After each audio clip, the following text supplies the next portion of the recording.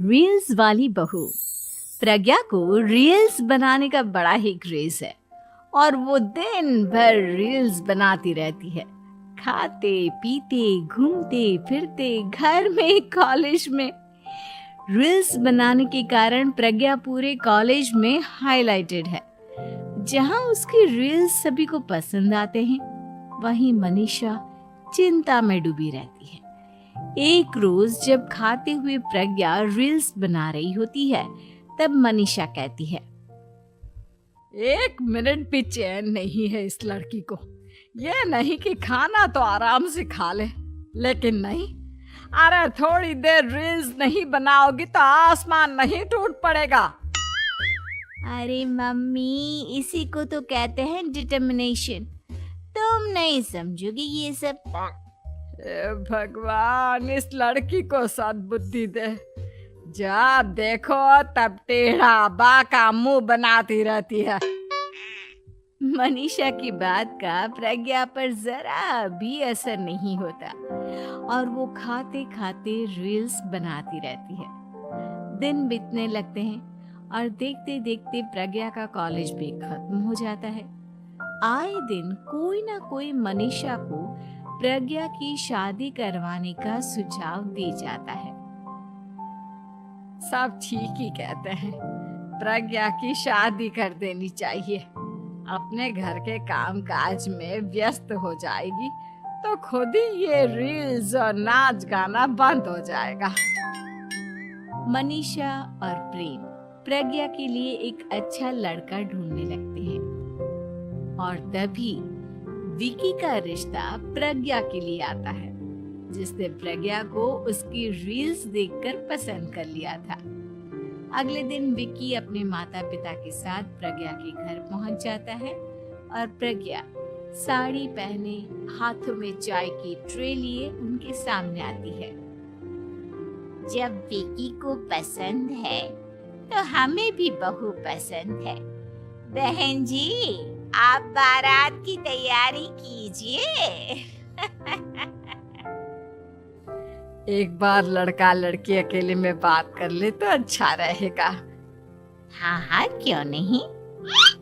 मनीषा विकी को प्रज्ञा के कमरे में भेजती है, जहां प्रज्ञा पहले से ही रील्स बना रही होती है। तभी विकी कहता है, आ गए आपके साजन जी। हमारे साथ ये रील्स कंप्लीट करती तो और भी अच्छा रहता। अच्छा जी, अब आ ही गए हैं तो बना ही लेती हूँ आपके साथ। दोनों मिलकर रील्स बनाते हैं। जब वी मीट और तुरंत पोस्ट भी कर देते हैं। फिर विक्की कहता है, जब आप साड़ी में चाय लेकर आए तब मुझे लगा कि कहीं मैं गलत घर में तो नहीं आ गया। अब सही है। दोनों की शादी पक्की हो जाती है और शादी के दिन भी प्रज्ञा रील्स बनाने से चूकती नहीं। यहाँ तक कि बारात के समय भी नाचते हुए रील्स बनाती है। सभी लोग प्रज्ञा की तारीफ के पुल बांध देते हैं और प्रज्ञा नाचती गाती अपने ससुराल चली जाती है। सब कुछ अच्छा चल रहा होता है। प्रज्ञा यहाँ भी दिन भर हर चीज की रील्स बनाती रहती है। लेकिन कुछ दिनों के बाद जब सुनीता कहती है, बहू, ये रील्स के साथ साथ कुछ काम भी कर लिया करो। वैसे तुझे और क्या क्या बनाना आता है? मम्मी जी, वैसे तो सब कहते हैं कि मैं सब कुछ अच्छा बनाती हूँ, लेकिन मुझे लगता है कि मैं मैगी अच्छा बना लेती हूँ। हाँ, कॉफी भी अच्छा बना लेती हूँ और मुंह तो सबसे अच्छा बना लेती हूँ। हैं? अच्छा अच्छा। सुनीता अपना माथा पकड़ लेती है और कहती है, बहू, कुछ खाना बनाना भी सीख लेती। मम्मी जी, मैं लंबे लंबी प्लानिंग कर रही हूँ। जल्दी ही मैं इतनी फेमस हो जाऊंगी कि मुझे पैसे मिलने लगेंगे। हम दोनों सास बहू राज करेंगे, राज। नौकर काम करेंगी और लोगों की तो लाइन लगेगी हमसे मिलने के लिए। तेरा दिमाग खराब हो गया है क्या बहू? हंसी मजाक तक ठीक है, लेकिन इस तरह घर नहीं चलते। जितना जल्दी हो इस घर के तौर तरीकों को सीख लो। प्रज्ञा मुंह घुमाकर चली जाती है और तुरंत उसी वक्त एक रील बनाती है। ये देख सुनीता का गुस्सा 7वें आसमान पर चला जाता है और विक्की के घर आती ही सुनीता उसे सब कुछ बताती है। विक्की भी अब प्रज्ञा की इन हरकतों से परेशान हो जाता है। तुम टेंशन मत लो मम्मा, मैं देख लूंगा। विक्की कमरे में जाता है तो देखता है कि प्रज्ञा रील्स बना रही है। विक्की बड़े ही प्यार से प्रज्ञा से कहता है, प्रज्ञा, इन सब के लिए मैं तुम्हें मना नहीं कर रहा हूँ, लेकिन फिर भी हर वक्त तो ये अच्छा नहीं लगता ना। समझने की कोशिश करो, मुझे भी तुम्हारा थोड़ा वक्त चाहिए। मैं जब ऑफिस से आता हूँ तो मुझे समय देने की जगह इसी में लगे रहते हो। तुम ज्यादा ही सोच रहे हो। तुम भी मेरे साथ रील्स बनाओ ना, तुम्हें भी बहुत अच्छा लगेगा। तुम्हें इज्जत से कोई बात समझ में नहीं आती क्या? दिमाग खराब हो गया है तुम्हारा इस चकाचौंध से। अगर तुमने अपना रवैया नहीं बदला तो मैं तुमसे दूर चला जाऊंगा। तुम ही रिश्ता लेकर आए थे, मुझे लड़कों की कमी नहीं थी और ना आज है। विक्की दरवाजा पटक कर चला जाता है। धीरे धीरे विक्की प्रज्ञा से दूर होता जाता है। एक रोज मनीषा प्रज्ञा के ससुराल उससे मिलने जाती है। तब सुनीता उससे कहती है, बहन जी, अब आई हैं तो कुछ दिन यहाँ रहकर जाइएगा, आप ही का घर है। हाँ मम्मी, बहुत दिन हो गए तुम्हारे साथ एक भी रील नहीं बनाई मैंने।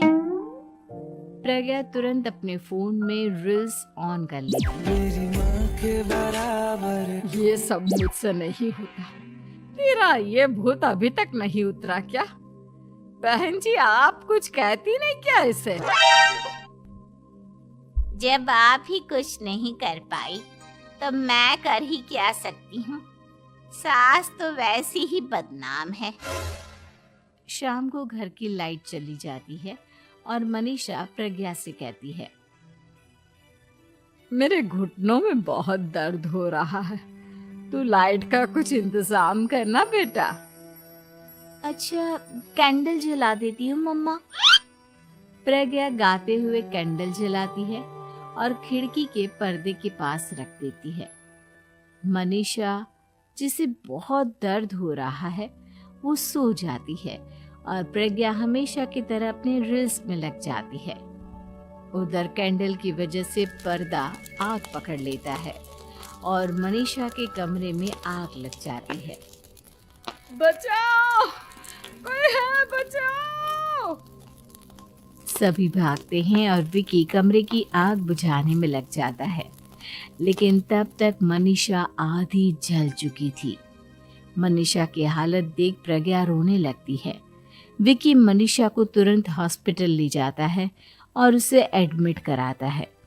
विक्की प्रज्ञा से कहता है, देख लिया ना, तुम्हारे इस नाच गाने की वजह से आज तुम्हारी माँ की जान जाते जाते रह गई। अब पता नहीं तुम और क्या चाहती हो।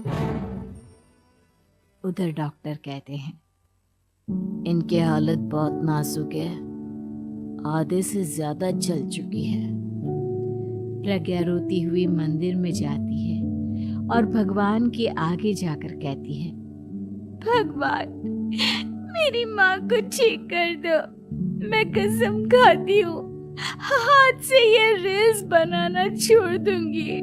बस मुझे मेरी माँ वापस मिल जाए। 2 दिन बीत जाते हैं और मनीषा खतरे से बाहर आ जाती है। पेशेंट अब ठीक है, आप लोग उनसे मिल सकते हो। सब कोई मनीषा से मिलता है और प्रज्ञा सबके सामने अपना फोन तोड़ देती है। मुझे माफ कर दो मम्मा, मैंने तुम लोगों की बातों को नजरअंदाज किया। बेटा, कोई भी चीज जरूरत से ज्यादा खराब है। मैंने तुम्हें रील्स बनाने से कभी मना नहीं किया, लेकिन हर वक्त एक ही चीज तो सही नहीं है। मैं समझ गई हूँ मम्मा, आई एम सॉरी। प्रज्ञा उस दिन से रील्स बनाना छोड़ देती है और पूरी तरह से अपने घर में लग जाती है।